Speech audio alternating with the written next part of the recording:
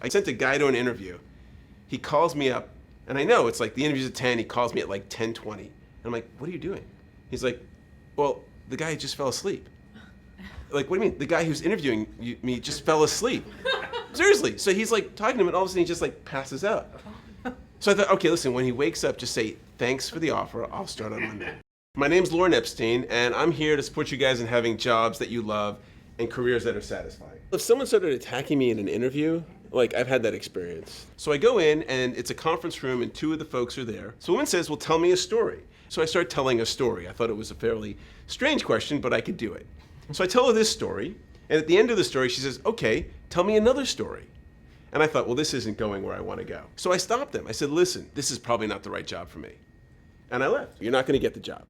And even if you are going to get the job, you don't want the job, right? So when you're in the interview, you're interviewing them as much as they're interviewing you. Because it might be apparent that this person is just not cut out for the business. And I'd let her know as soon as possible. In fact, I think that is the greatest thing you can do for someone, is to tell them right away this is not the work for them, and to cut them loose. It's really common now for people who want to change not just jobs, but careers, like whole careers. Just pick up from one thing and move to another. But to make the transition is that you want to do it outside of your work hours. In the evenings, on the weekends.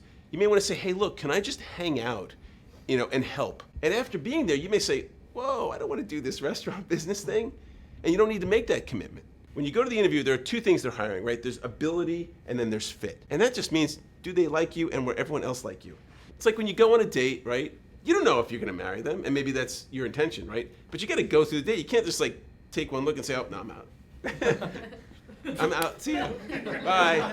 That was great.